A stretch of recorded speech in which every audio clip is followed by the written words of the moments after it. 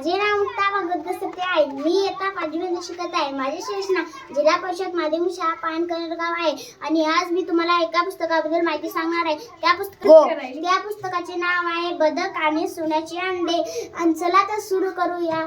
आटपाट नगर होते. त्या नगरामध्ये एक गरीब शेतकरी आणि त्यांची बायको आनंदाने राहत होती. त्या वर्षी खूप कमी पाऊस पडला होता आणि दृष्टकाळ झालता, म्हणून त्यामुळे त्याला शेतात कुठेही काम नव्हते. एके दिवशी त्याला शेतातून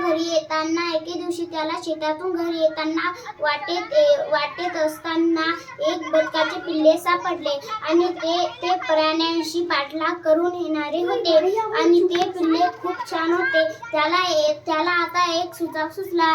चला, त्याने एके दिवशी सोन्याचे अंडे दिले आणि त्याला वाटले आता हे दररोज जर अंडे दिले तर आपण श्रीमंत होऊ शकतो. म्हणून त्याची बायको रुसली होती आणि म्हणाली, बदकाला पाहून त्याची बायको आनंद होती आणि त्याला वाटले की आता दररोज मला बी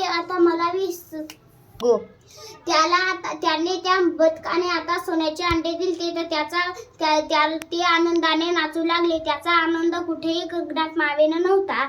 तर त्याला वाटले की आता जर आपल्याला दररोज अंडे दिले तर आपण सर्वात श्रीमंत होऊ शकतो. आणि मग त्याची बायको म्हणाली, मला बी आता जमेना, मला एकदा सारे अंडे पाहिजे आहेत. मग